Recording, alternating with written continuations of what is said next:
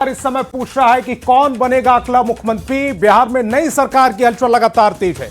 BJP ने पर्यवेक्षक बनाया है, शिवराज सिंह चौहान पर्यवेक्षक बनाए गए हैं। बिहार में विधायक दल के नेता चुनने के लिए वो पर्यवेक्षक बनाए गए हैं। तो बिहार से इस वक्त की बड़ी खबर है, लगातार नई सरकार को लेकर हलचल तेज है, नई खबरें आ रही हैं। बीजेपी ने अब नया पर्यवेक्षक बना दिया है शिवराज सिंह चौहान, जिन्हें यह जिम्मेदारी दी गई है। बिहार में विधायक दल के नेता के चुनाव के लिए उन्हें पर्यवेक्षक बनाया गया है। बड़ी खबर इस समय बिहार से, बिहार की सियासत से जुड़ी इस वक्त की बड़ी खबर। बिहार में नई सरकार को लेकर हलचल तेज है। बीजेपी ने नए पर्यवेक्षक का गठन किया है। शिवराज सिंह चौहान वो नाम जिन्हें यह जिम्मेदारी सौंपी गई है। बिहार में विधायक दल के नेता के चुनाव के लिए उन्हें पर्यवेक्षक बनाया गया है। तो पटना से बड़ी खबर बता रहे हैं, बिहार से बड़ी खबर है। शिवराज सिंह चौहान के कंधों पर एक बड़ी जिम्मेदारी, नई सरकार को लेकर यह हलचल तेज और शिवराज सिंह चौहान बनाए गए हैं पर्यवेक्षक। यानी कि अब नई सरकार जो चुनी जाएगी उसको लेकर शिवराज सिंह चौहान को यह जिम्मेदारी सौंपी गई है और जो नियुक्ति हुई है शिवराज सिंह चौहान की पर्यवेक्षक के तौर पर, उसका यह प्रमाण इस समय आपकी टेलीविजन स्क्रीन पर।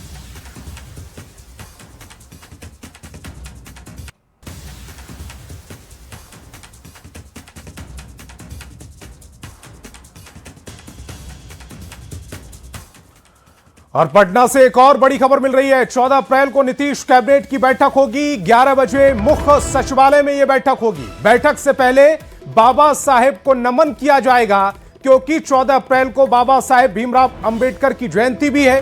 सीएम नीतीश कुमार श्रद्धांजलि देंगे। सूत्रों के हवाले से बड़ी खबर है, बैठक के बाद सीएम पद से इस्तीफा देंगे नीतीश कुमार। 14 अप्रैल को एनडीए विधायक दल की भी बैठक है। 15 अप्रैल को नई सरकार शपथ ले सकती है। अब तक सूत्रों के हवाले से जो हमें बड़ी खबर मिल रही है उसके मुताबिक 14 अप्रैल को नीतीश कैबिनेट की महत्वपूर्ण बैठक होने वाली है। 11 बजे मुख्य सचिवालय में यह बैठक होगी। बैठक से पहले बाबा साहेब को नमन किया जाएगा। 14 अप्रैल को बाबा साहेब भीमराव अंबेडकर की जयंती होती है और उसी दिन यह बैठक भी होने जा रही है। सीएम नीतीश कुमार उन्हें श्रद्धांजलि देंगे। सूत्रों के हवाले से जो बड़ी खबर है उसके मुताबिक बैठक के बाद सीएम पद से मुख्यमंत्री इस्तीफा दे सकते हैं, नीतीश कुमार इस्तीफा दे सकते हैं। 14 अप्रैल को एनडीए विधायक दल की भी बैठक है और 15 अप्रैल को नई सरकार का शपथ ग्रहण संभव है।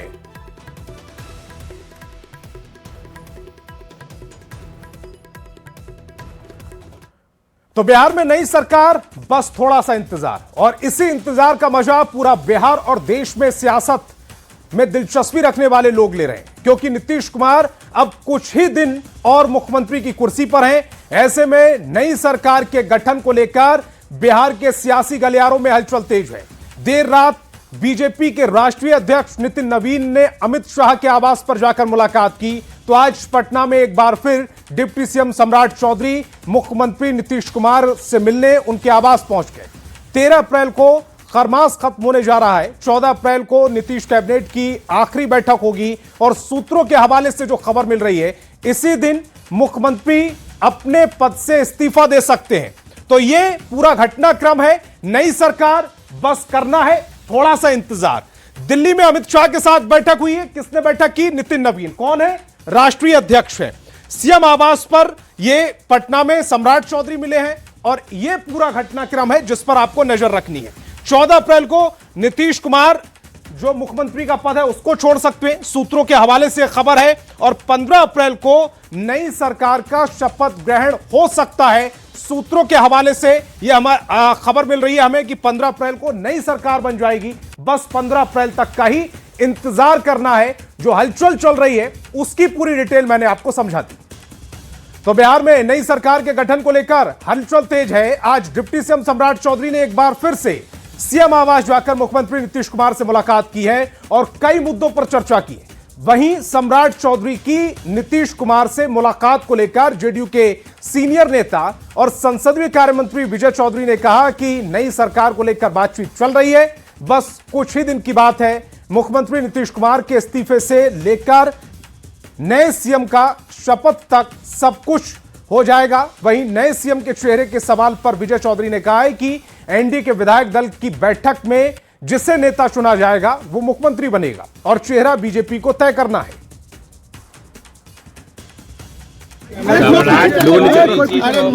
आते हैं, कल भी आए थे, आज भी आए थे।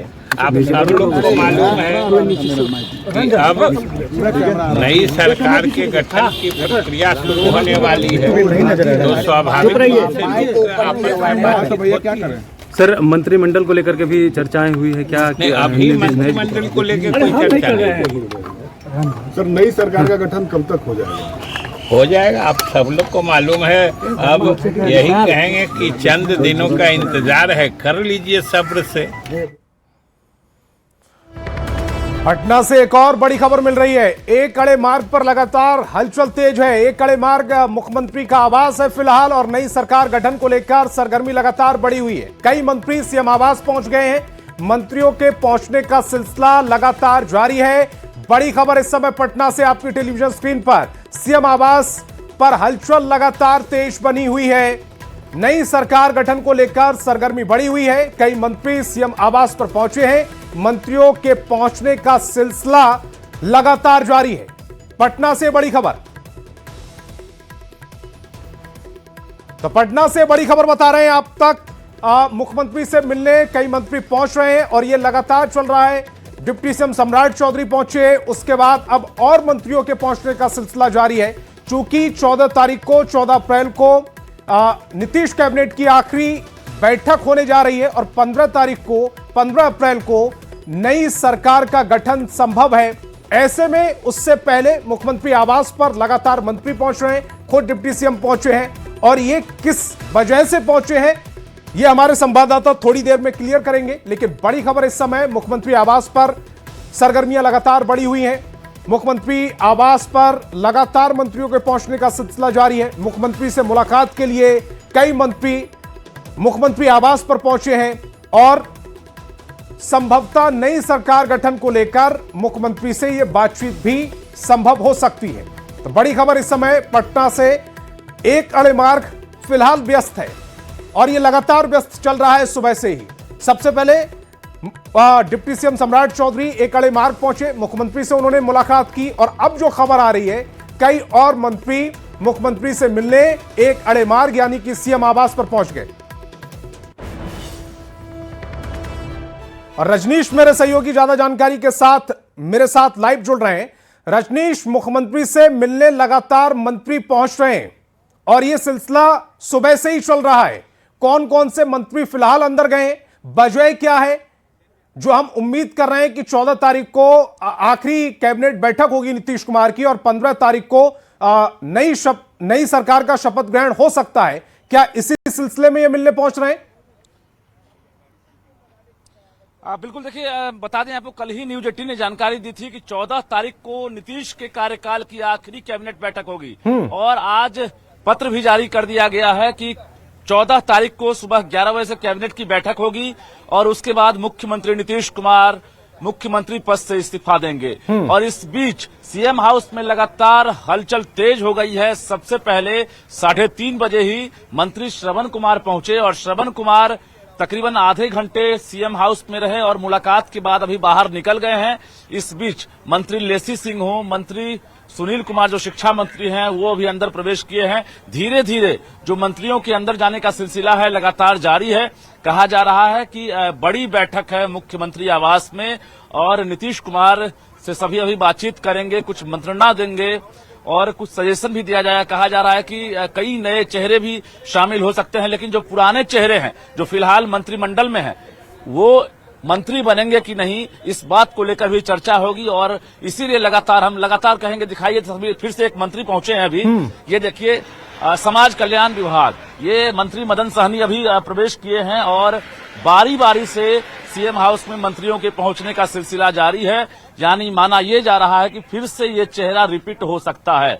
जो नीतीश के कैबिनेट में अभी फिलहाल मिनिस्टर हैं वो फिर से रिपीट हो सकते हैं और इसी वजह से मंथन लगातार जारी है। बता दें इस बीच अभी सबसे बड़ा जो अपडेट है कि केंद्रीय कृषि मंत्री शिवराज सिंह चौहान को पर्यवेक्षक बनाया गया है और विधायक दल का नेता वो चुनेंगे, यानी तमाम तैयारियां लगभग शुरू हो गई है। ठीक यहां से 50 मीटर की दूरी पर 50 मीटर का जो फासला है लोक भवन का है।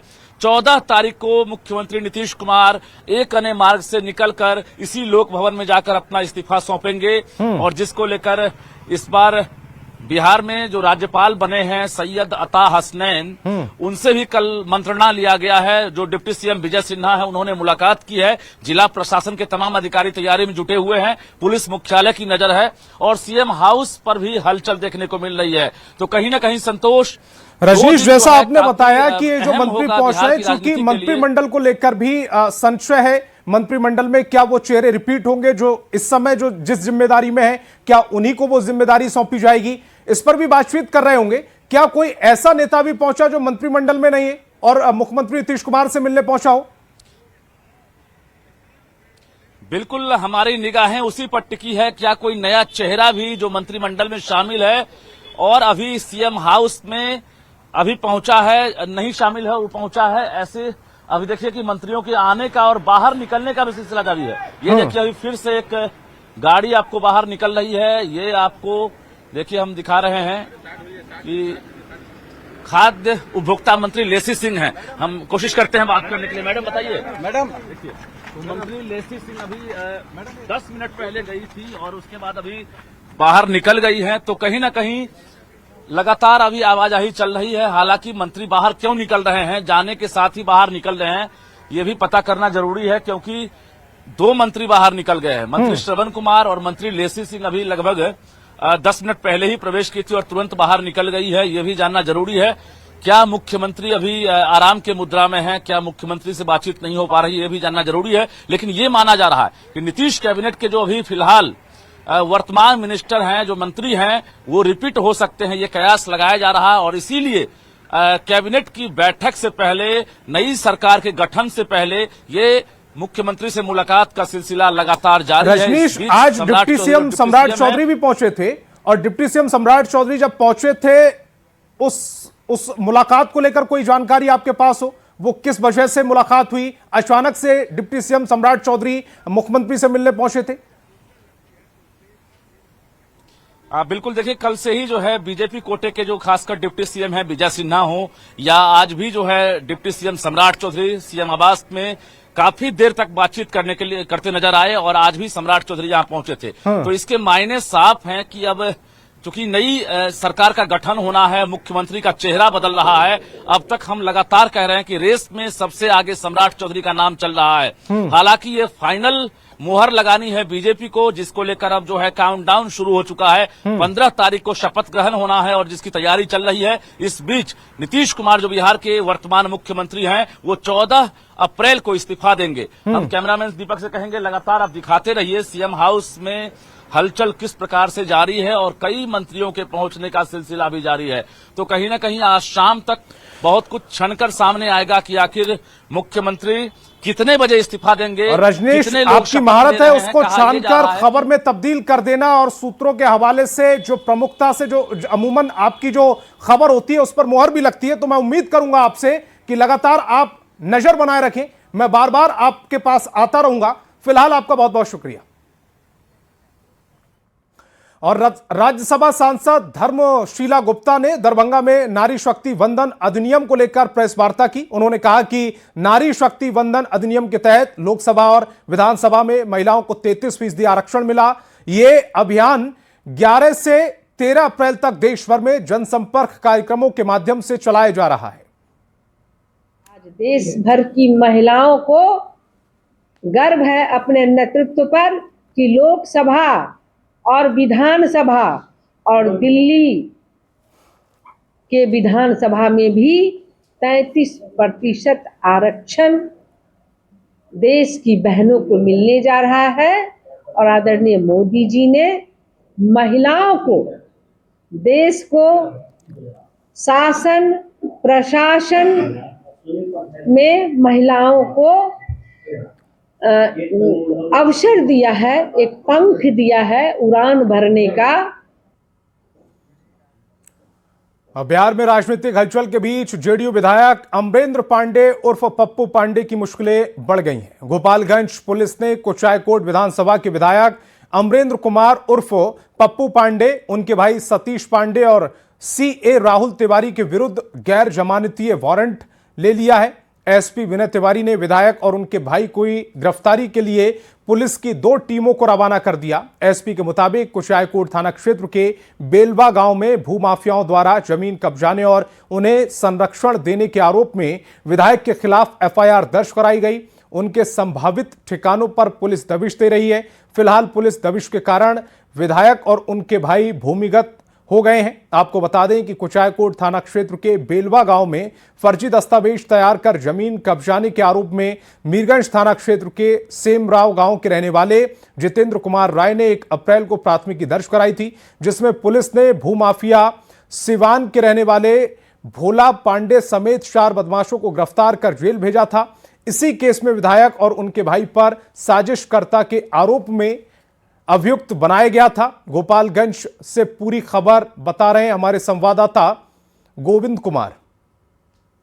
बिहार में सियासी हलचल के बीच गोपालगंज के जेडीयू विधायक बाहुबली अमरेंद्र कुमार उर्फ पप्पू पांडे और उनके भाई कुख्यात सतीश पांडे की मुश्किलें बढ़ती हुई नजर आ रही है। गोपालगंज पुलिस ने विधायक अमरेंद्र कुमार उर्फ पप्पू पांडे, उनके भाई सतीश पांडे और सीए राहुल तिवारी के विरुद्ध गैर जमानतीय वारंट ले लिया है और इनकी गिरफ्तारी के लिए पुलिस की 2 टीमें इस वक्त रवाना की गई है। गोपालगंज के एसपी विनय तिवारी इस पूरे केस की मॉनिटरिंग कर रहे हैं। गोपालगंज पुलिस ने कुचायकोट थाने में भू माफियाओं के विरुद्ध एक एफआईआर को दर्ज किया था और ये एफआईआर मीरगंज थाना क्षेत्र के सेमराव गांव के रहने वाले जितेंद्र कुमार राय के बयान पर दर्ज की गई थी और इस कांड में 4 भू माफियाओं की गिरफ्तारी हुई, जिसके बाद विधायक अमरेंद्र कुमार उर्फ पप्पू पांडे का भी इस केस में नाम सामने आया और अब गोपालगंज पुलिस ने इस पूरे मामले में कोर्ट से गैर जमानतीय वारंट ले लिया है और इस वक्त गिरफ्तारी के लिए पुलिस की 2 टीमें रवाना की गई है। हालांकि विधायक, उनके भाई और राहुल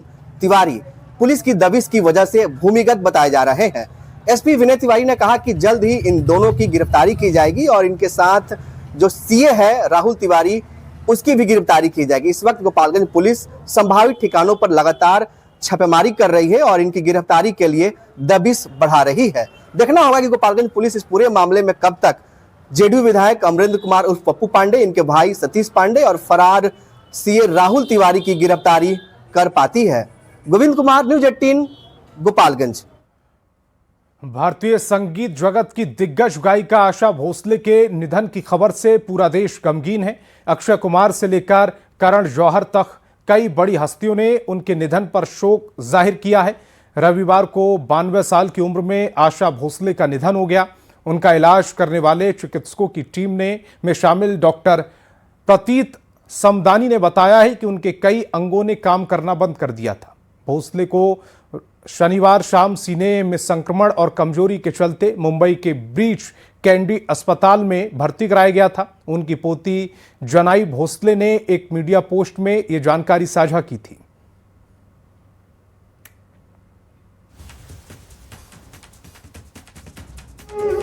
मेरी माताजी श्रीमती आशा भोसले, इनका आज निधन हो चुका है। कल सुबह 11 बजे वो जहाँ रहती थी कासा ग्रैंड लोअर परेल, वहाँ पर जिनको अंतिम दर्शन लेने हैं वो आप वहाँ आइए और 4 बजे कल दोपहर को शिवाजी पार्क में इनके अंतिम संस्कार होंगे।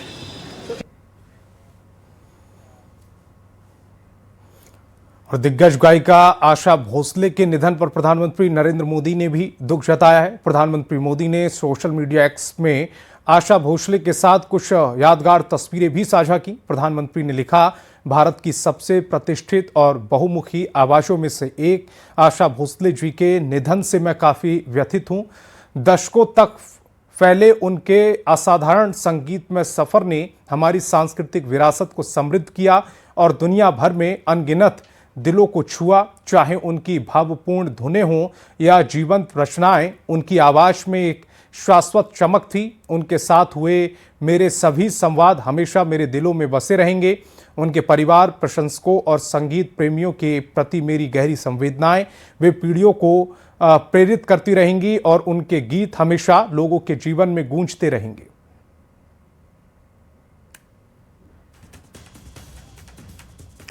सुरों की रानी आशा भोसले के निधन से देश भर में शोक की लहर है। बिहार के मुख्यमंत्री नीतीश कुमार ने भी आशा भोसले के निधन पर शोक जताया। सीएम ने कहा कि आने वाली पीढ़ियां उन्हें भारतीय संस्कृति के एक प्रतीक के रूप में याद रखेंगी। उनका जाना भारतीय संगीत के एक युग का अंत है।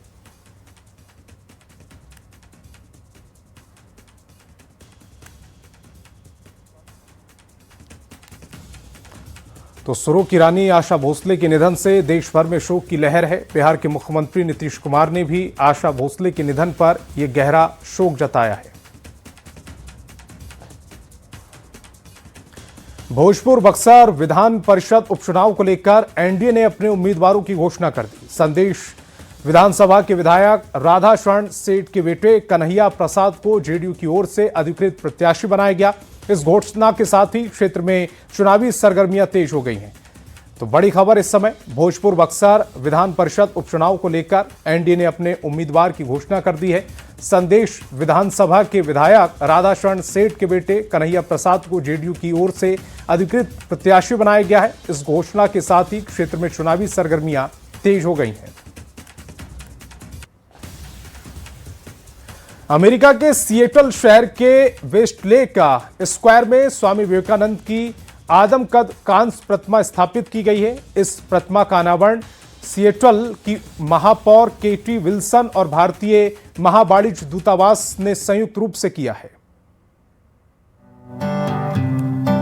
ये सिर्फ एक मूर्ति नहीं, ये भारत की पहचान है, उसकी विचारधारा है, जिसे अमेरिका के सिएटल के सबसे व्यस्त और शहर वेस्टलेक स्क्वायर में स्वामी विवेकानंद की आदमकद कांस्य प्रतिमा स्थापित की गई है। ये सिर्फ एक प्रतिमा नहीं, बल्कि भारत की आध्यात्मिक विरासत का वैश्विक मंच पर सम्मान है। सिएटल जैसे आधुनिक शहर के बीचों बीच विवेकानंद की मौजूदगी ये दिखाती है कि आध्यात्म और आधुनिकता के साथ साथ चल सकते हैं। ये दृश्य अपने आप में अनोखा है और आने वाले समय में ये स्थान भारतीय संस्कृति का प्रतीक केंद्र बन सकता है।